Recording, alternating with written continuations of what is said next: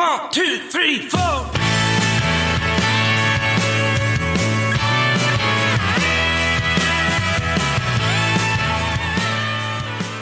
All right, welcome back to Country and Cold Cans. As always, I'm Logan, sitting here with Trucker Andy and Kyle. Be sure to go follow us on the social media channels, Twitter, Facebook, YouTube, TikTok. While you're at YouTube, give us the subscribe, click the alert button.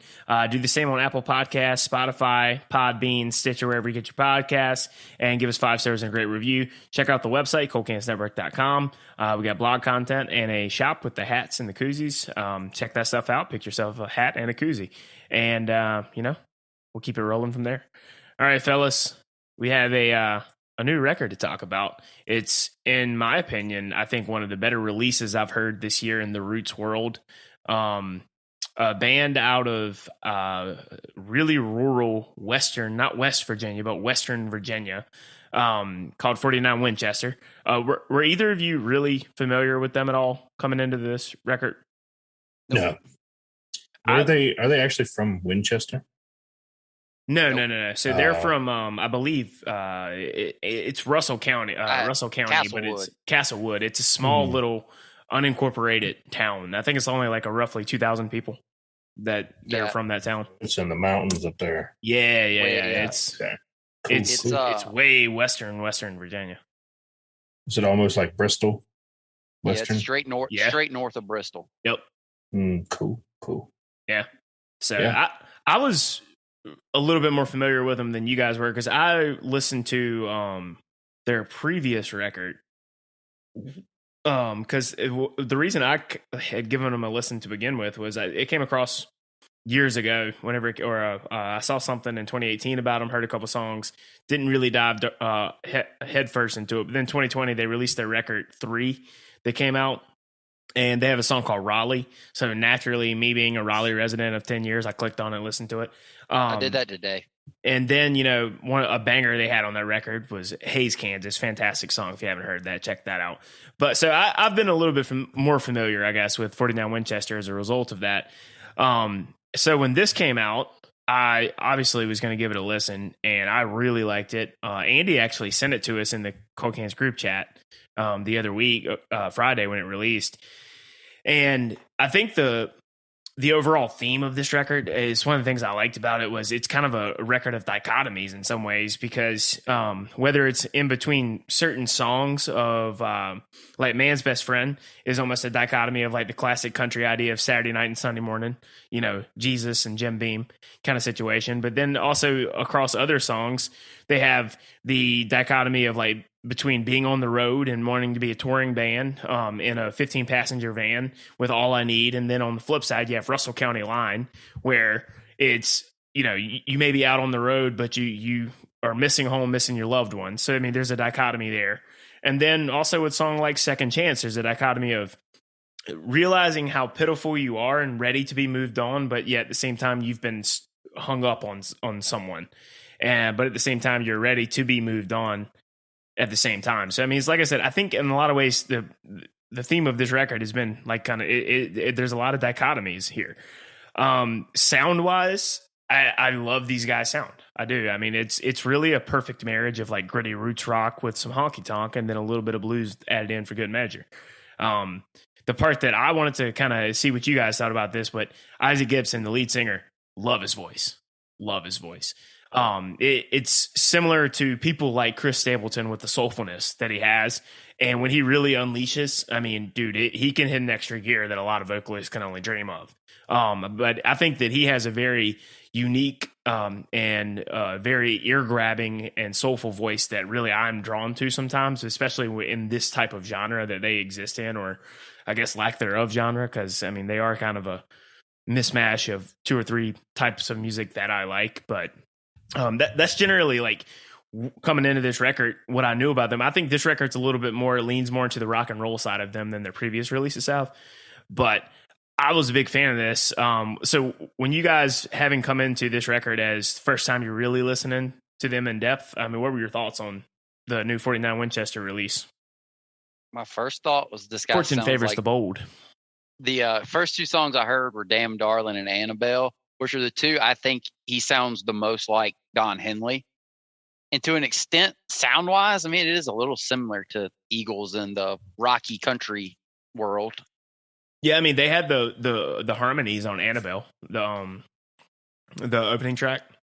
Yeah, but his voice reminds me of Don Henley.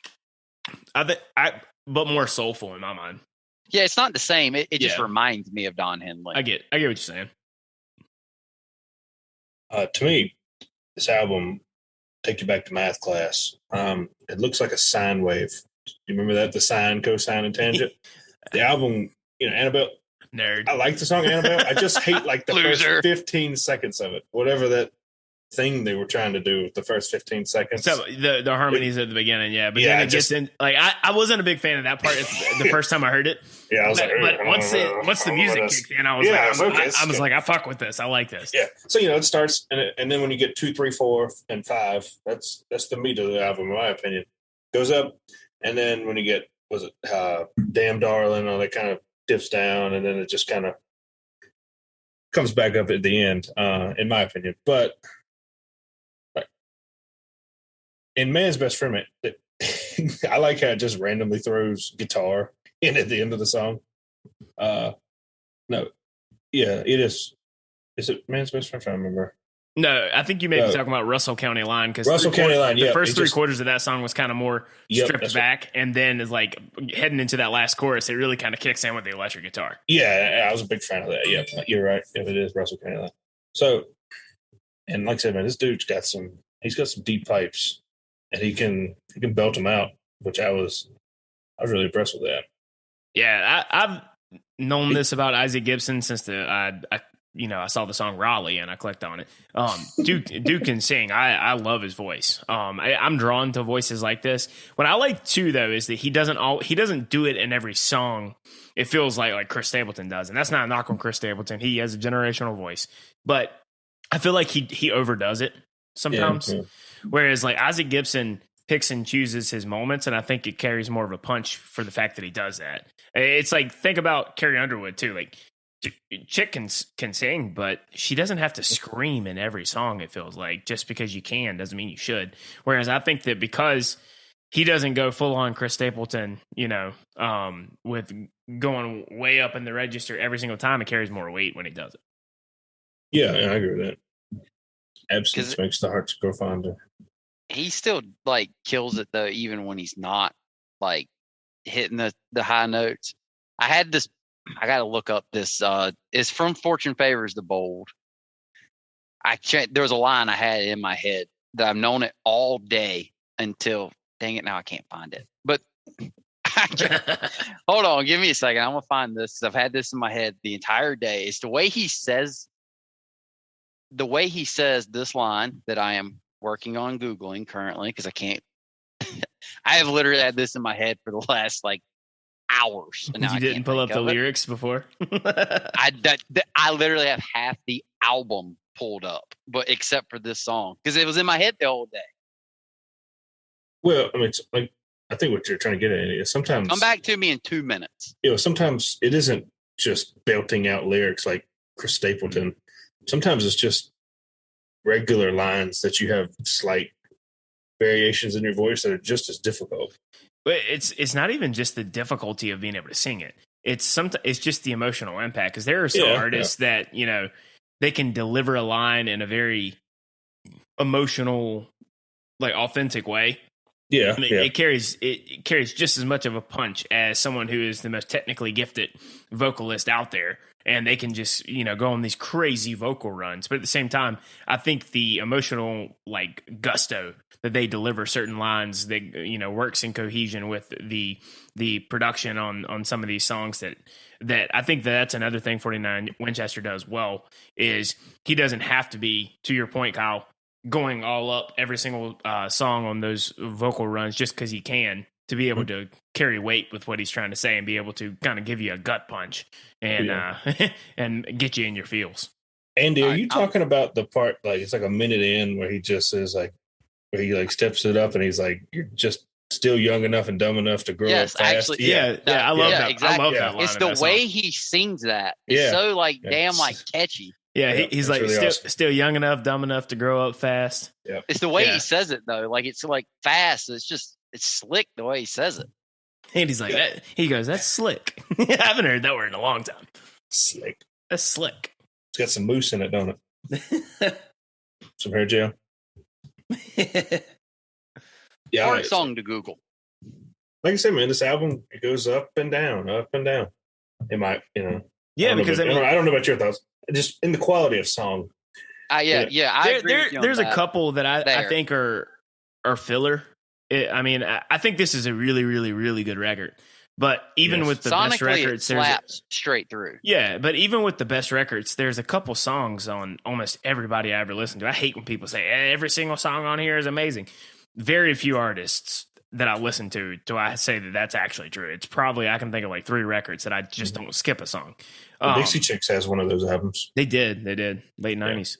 Yeah. But the reality is, like for instance, I'll go with the negatives first. Like Hillbilly Daydream, take it or leave it. It's fine. It's not a bad song. It's just relative to the other songs. I mean, it doesn't do it for me. But I mean, at the same time, a lot of these other songs are to varying degrees. Like Man's Best Friend is just it has that honky tonk feel. I like the idea of what is going about with the dichotomy of Saturday night, Sunday morning. Jesus and Jim Beam. But at the same time, it doesn't carry the same weight for me as something like Second Chance does or Russell County Line.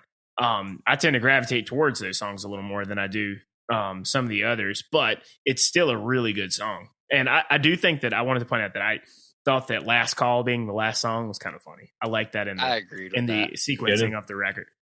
Yeah, I didn't think about that.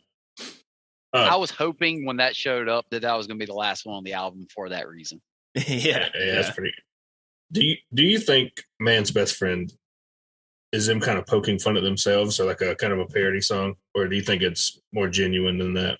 I don't know. To be honest, I don't know enough about them personally to be able to make that call. I don't think that it's meant to be this like somber song of like reflection or anything. I think it kind of has it's a fun song. A moment of it has kind of like a lighthearted feel to it in some ways, but it's at the same time it's like masking a serious subject with a little bit of humor. I mean, it's like I don't. Yeah. I think this it's kind of what it is because like the song is true. I mean, I love the part in the song where it was like I always knew they couldn't coexist together forever. It's kind of true. Everybody knows at some point, you can't keep boozing or else you're going to die unless you're Keith Richards. I like in that song, kind of like the end of every chorus has that slight pause and then they play again. Yeah. I just found that really, really cool. So what were some of the highlights for you, Andy, this record? What were 3 songs you thought stood out to you amongst the pack? Do you need 2 minutes to Google? No, because this Annabelle is a definite. The first verse of that song, I love the first verse of that. The line that caught me from the get-go the most on that one was the where it's the damn it. I do need to Google. I literally there it is. I knew I had it pulled up. But it's like where it was also strange. I was halfway deranged. It's pretty much the same shape I'm in now. For some reason that like it's the shit's still the same thing. Right. I love that line. And also the way he sings "Stranged and Deranged" is killer. "Damn Darling's" the other one that stands out to me because I don't know if y'all want to talk about it now, but not totally sure what the song's about. I keep flip-flopping whether the song is about Nashville or a girl and a relationship that ended in Nashville. And I see cases for it both ways, which I could say where that would make it just be a very well written song where it can literally be about 2 things at the same time. Ambiguous. Yeah, I mean, I use this example. I know Andy hates this song. Go back 2 episodes ago and you'll hear that. But I made this case on Miserable and Reckless when we did our Song of the Month thing. It was a collab pick for me and Ryan with Tourist by Miranda Lambert. I think it's kind of similar with this song, Andy. I hadn't thought about it until you brought it up, but I see what you mean. I think the song at the surface is about a relationship ending at the exit in, and that just is the obvious one. But at the same time, you made the case, and that what was it that it could be almost like about with Nashville with music, kind of like having your heart broken with your musical journey of all the people. Even though these guys they didn't do this, but like all the bands that go to Nashville and think they're going to make it in that 10-year town. It's like Nashville, you've broken my heart. Like in the song. Yeah. Because what is it that Haley Witter song? I'm 12 years into a 10-year town. I mean, it's like it's difficult to make it there. So I mean, I can see your point there, and I think that's I like the idea because it's like too like we're like hearts break harder at the old exit in, where that's a music venue, which I found that out in video, but at the same time, you've never heard the exit in before? No, really. I thought it was a motel, like a sleazy motel. It's right off an exit called the Exit Inn. Like where you would take lot lizards, creatures of the night, lot lizards. Essentially, but not that I've ever done that, right, Andy? Yeah, well, definitely have not done that. Yeah, you just not even sarcastically, just haven't done that. Period. He just takes them to the truck. He doesn't need the little Fleabag motel. Yeah, save that money. That's right. So I was gonna ask you guys which way you thought which way y'all thought that song went. I mean, I think the song on the surface and what it's mostly about is a relationship ending at the exit in. But you convinced me when you explained it before the show that it could have a double meaning there, whether it was intended or not. I don't know, but it could have a double meaning there with having your heart broken in terms of your music career at the exit in Nashville. Because I mean, that just makes sense. But I do think it's about a relationship. I didn't think about it that deeply at all. So I just thought it was a regular kind of sad breakup song. Yeah, I mean, that on the surface, I think that's what it's obviously about. So can we go ahead and pencil you in for your sad voice pickup to be in the song, Andy? Yeah, pencil me in for it. Pencil me in on Annabelle. I like that one better. For a third one, I'm going to have to go probably with Neon. Interesting. That's another first verse. I love the first verse to that song. And then the story it tells in such a short verse it tells like the story of almost an entire town in one verse. Yeah. And then I like how it kind of deteriorates, as it goes, where it gets into the substance abuse, but, and then, it starts with the work till you die, and that's all you'll ever do. Which I think is one of the funniest open lines I've heard in a long time. But then when you skip down, but you can retire it's hilarious early because it's true. I mean, it's like you have to laugh at it or else you'll just be in the dumps about everything. But you work till you die. That's all you're ever gonna do.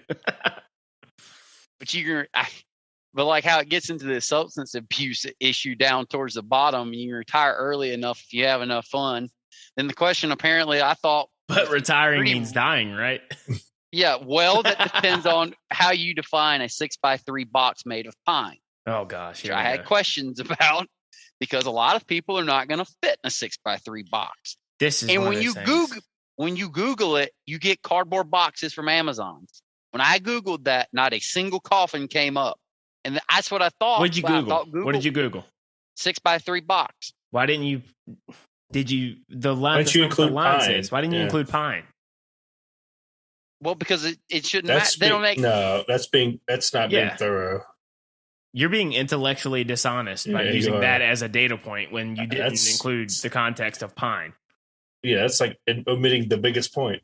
This is also another one of those things that I don't know why, but it infuriates me when Andy does this. He picks something like that's going to ruin the entire song for him in some ways, just because he's like, well, some people are 6'3", some people are 400 pounds. How are they supposed to fit in that box?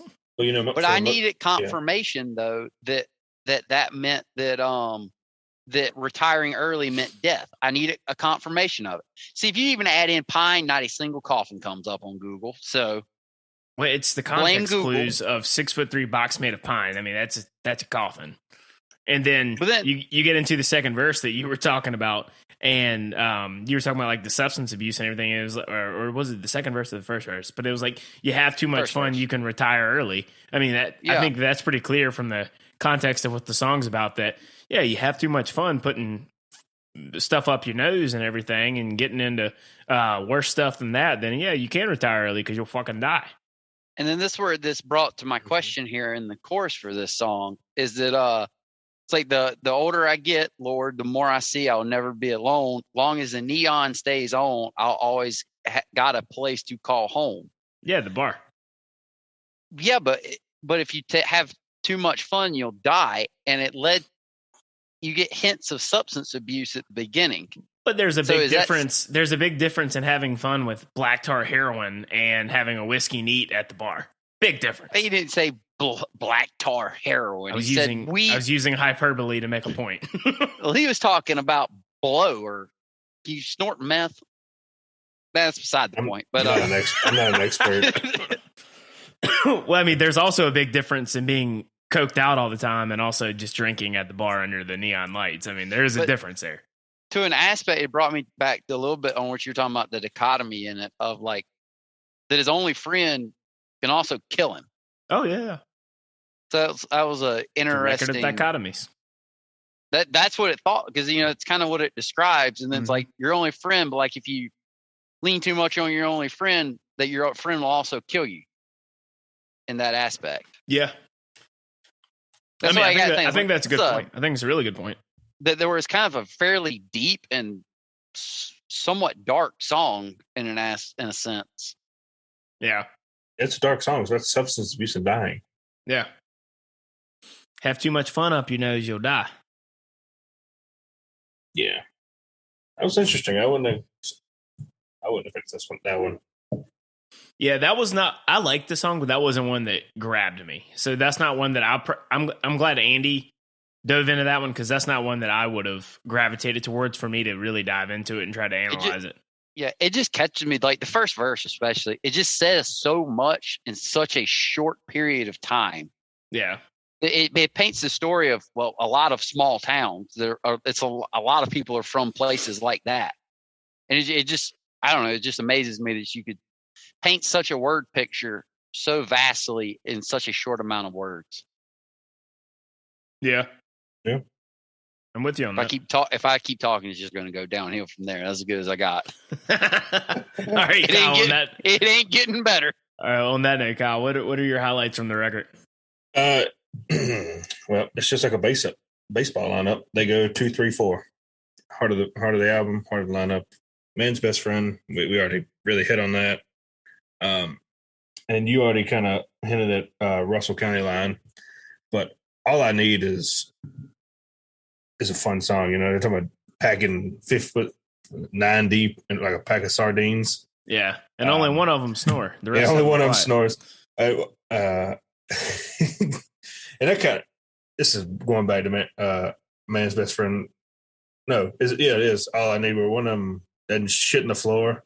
No. Yeah, that line I found very funny. It says, I've got a pretty good dog who doesn't shit in the house. Yeah, that's it. Doesn't shit in the house. Yeah, like that made me like laugh out loud when I first heard that. I found that funny. Like how Kyle said, one of them doesn't shit in the floor. Yeah, but that implies that the other ones do shit in the floor. I couldn't remember the exact lyric. Yeah, because it leads in. It says, "I've got a pretty good dog who doesn't shit in the house," and then it goes into like the next, talking about his bandmates, saying that however many they got in the van, that most of only one of them snores, the rest of them are quiet as a mouse. Pretty good pickers, yeah. And I like I said, this has got the type of southern rock country that I kind of vibe with a lot. I just love the sound of the song. I think it's the best song on the album. But I mean, it's just like a acknowledgement of where they're currently at. Like what you said, we ain't selling out, but we're having a good time. Yeah, I mean, it's like they are a van band right now. You know what I mean? Yeah. They have a 15-passenger van. They're traversing across their touring Region, areas that they yeah. hit up their region. But I think this record in particular, they've been getting some buzz recently because they've been playing festivals. This was their first release on New West Records. Andy, I think that's the independent label that released the American Aquarium record from a few years back. I forgot which one, but it's a pretty big deal for a up and coming band. It's funny to say about a band that's 8 years old at this point, but an up and coming band that is they getting pairing up with someone like New West is a big deal.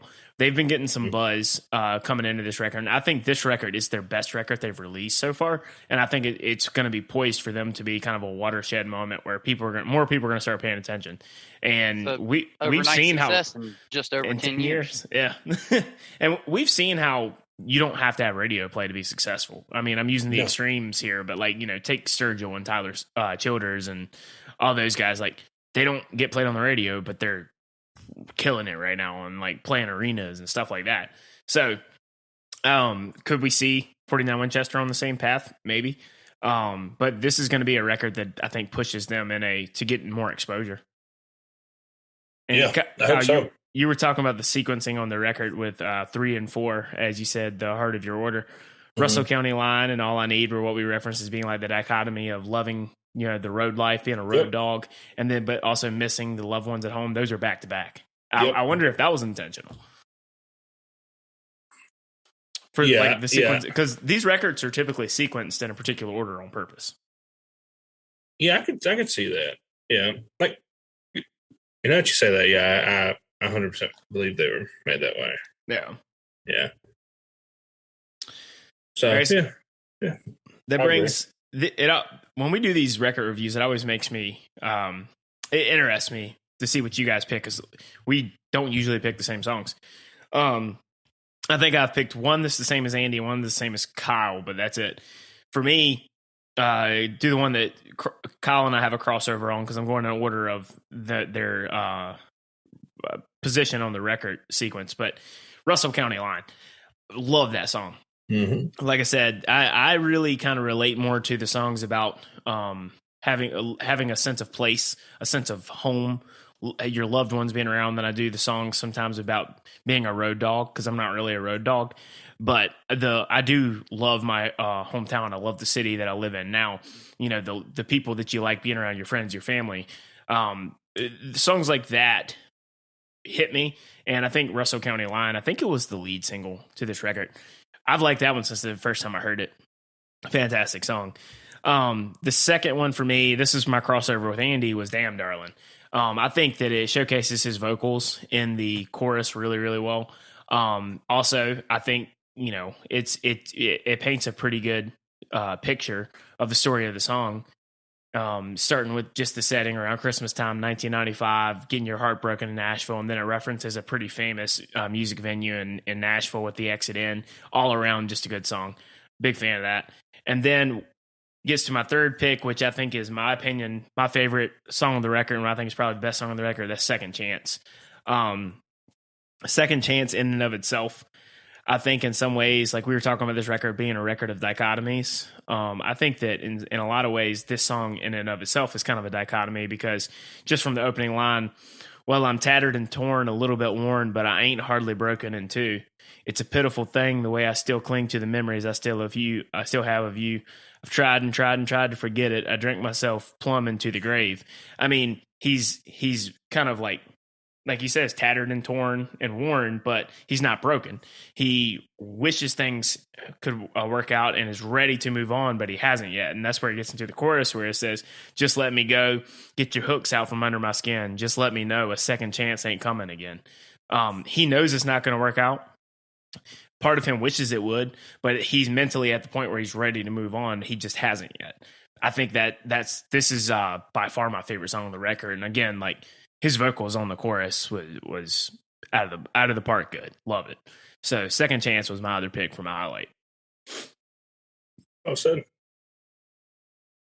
But yeah, I mean, I can't recommend this record enough. I mean, you guys have any other thoughts on it before we move forward? Yeah, I got two more. We'll just stay on one more.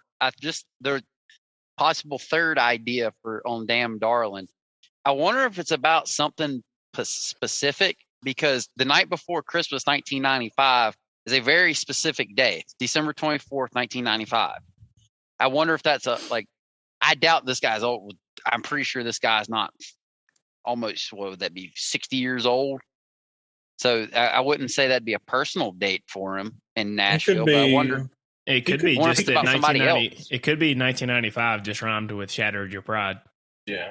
Or he could be, around 40. You're right. You're right. It could be something more to it. I mean, the band started in 2014, so I don't really have an idea of how old these guys are exactly. Yep. I just wonder if it had been about somebody specific, maybe from the 90s, and it's a story about something. I don't know. Because that's a specific day. Yeah, I mean, it could be about somebody else, but I don't. He's not old enough to have been. Yeah, that's what I'm saying. Age Somebody in else. 1995. So yeah, that's what I'm saying. It's not like somebody. At least else. I don't think he is. I could be wrong. He'd have to be almost 60, so I doubt it. No, I mean he could have been. 95 was 27 years ago. I mean Well, yeah, maybe. I don't know. I don't math good. To be in a bar, you'd have to be 20. So that's 50.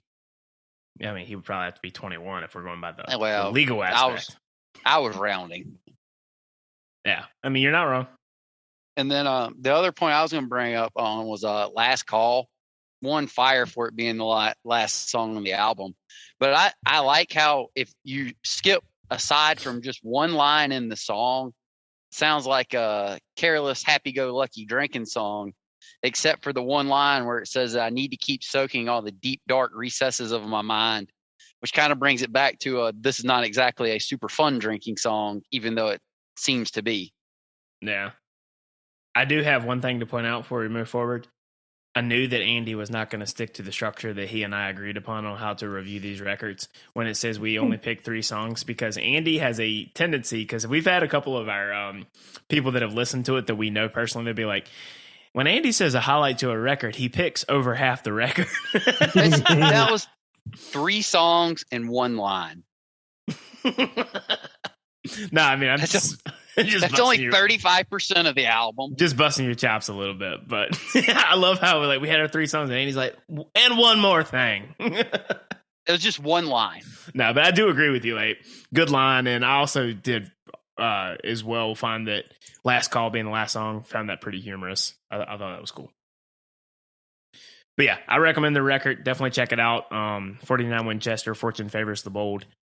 All right, moving into almost complete opposite direction of music within the roots world. We go from Van Band, that's kind of on the up and coming with 49 Winchester, to bona fide mainstream superstar and controversial figure, Morgan Wallen. He's released 3 songs over the last month and a half. We are not Morgan Wallen haters. We generally like a lot of his music. And the first 2 songs he released, Don't Think Jesus and Thought You Should Know, we were fans of. We talked about it here on this show on the weeks that those were released. Thought those were good songs. So now we have, I'm reminded of what our esteemed co-host, Trucker Andy, said. How is he going to top these 2 coming up for his next single release? Well, we found out. He did. He wasn't. He just couldn't. He released a song that called You Proof. And like I said, we're not Wallen haters. But Andy, he didn't just not match those songs. He went the complete opposite direction. He fell down a flight of steps. Yeah. It's like he was on the way up and gets almost to the top of the stairs and then just falls back to the bottom. Yeah. It's interesting to me. Andy and I had this conversation on the phone this past weekend of for folks like us who are not just naturally averse to mainstream artists and just hate them because they're mainstream and they'll never be Evan Felker. We are a little bit more open to listening to some of that stuff. And if we like it, we like it. We'll talk about it on the podcast. He did a good job of hooking us in with those first 2 songs and releasing 2 songs, not just one that was pretty good and audibly country. He did 2. Then on the third one, it's more of a play for his female fan base. And anecdotally, I can back this up, but this is definitely a pop song straight through and through that the female demographic is going to eat up. and they're going to listen to his other stuff anyways, but they didn't. When those songs came up, the girls that I know on Instagram did not post those songs nearly as much as they are posting You Proof. So I do think that this is a play that it's going to be for that aspect of his demographic. It doesn't speak to me at all. I'm not a fan. I think the production is awful from the beginning snaps to the weird, yeah, like that at the end of like I hate the hook. that part. Yeah, That's the only part I hate. I Yeah. hate that part. If this came on pop radio, I wouldn't really care, and I'd just be like, all right, it's another pop song. But this is not a country song. Like Better lyrically, it's better than Up Down. Yeah. Yeah. I don't know. Lyrically, it's Actually, I don't know. lyrically, I think it's better than Whiskey Glasses lyrically. I don't like the hook though. I need some You Proof. I like the Uptown hook better than this, because the Uptown hook knows it's stupid, but it's clever and funny at the same time, but it's still stupid. This isn't that clever. Here we go. All right. Is it better than Broadway Girls? Well, that wasn't. Well, see, the reason I don't have a problem with that, I actually like Broadway Girls better than this. Truthfully, I agree on that too. And the reason I don't have a problem with Broadway Girls is because it wasn't promoted or packaged as a country song. No, yeah, you know what I mean? Not. Yeah, I found it funny that on TikTok there was no mention of Lil Durk. It was just all Morgan Wallen. I didn't even know Lil Durk was in the song until I listened to the full song. Wallen released part of it before the Lil Durk thing. Yeah, it wasn't on TikTok. Full song. It was a TikTok. Yeah, it wasn't a dance full song. thing. Yeah, yeah. That's he why did You Proof as well. You Proof and and that song were both released, and it was far less than a song. Yeah. Well, he should have left it. It's not a whole song. Yeah, I'm not going to disagree with you on that. This wasn't a song that needed to be released, but I mean, the reality is, though, I heard a snippet of it on YouTube, and I was hoping, like, the optimistic side of me was hoping that this was like just not a real song, or it was heavily edited to avoid copyright strikes. It wasn't. It was actually what it sounded like, and I was just like, I remember hearing it, and I was like, okay, I'm not gonna like that, and I don't like it. I don't think this was the worst idea, because I actually listened to that snippet from YouTube Thursday night, because this is back-to-back weekends for Wallen releasing, isn't it? Or did he skip a week? I think he skipped a week. Skipped a week. But I wasn't expecting. Was Mother's Day, which is first week. Yeah, Kyle's right. Yeah. So, but I was thinking that I wasn't expecting him to release anything this soon. And Thursday night before this came, I was thinking, like, after the first two, it is almost certainly, no matter what, probably going to let all of us down, no matter what the next song is going to be. It's not going to live up. It makes sense from a marketing standpoint to cater to the college girls. It makes sense. He was going to let us down no matter what. So you might as well just go ahead, crash the boat, and then pick up all the other crowd. Because it's some marketing at its best. Yeah, no, I don't get mad over that, because this is my hot take for the day. Logan's hot take for this week. All these independent artists that talk so much shit about the mainstream artists doing marketing and doing cosplay or whatever they say. Independent artists do it too. They aren't. You can't convince me that these independent artists dressed the way they dressed and talked the way they talked before they got into music, because they didn't. I don't have a problem with them doing that. I don't have a problem with the mainstream guys doing their shit. I'm going to like some of it. I'm not going to like others. But don't sit there with a straight face and tell me that, you wore these big hats and dressed like you're in the 1950s if you're in the independent stuff before you got into that profession, because you didn't. And don't tell me in the mainstream that all these guys were wearing deep V-cut white T-shirts with chains and skinny jeans, because you didn't. It's all image, and everyone does it. Independent artists do it too, but they pretend like they don't. Mainstream artists are unabashedly that God knows they do it. They have whole image consultants that they work with. But that's my hot take for the day. I don't care if you do it. I'm going to like some of it, not going to like others. It's really about more the music than your image to me anyways. But I get a little annoyed when they want to act like that everything's so contrived in the mainstream and it's so real in the independent, because I think some of it's not that real.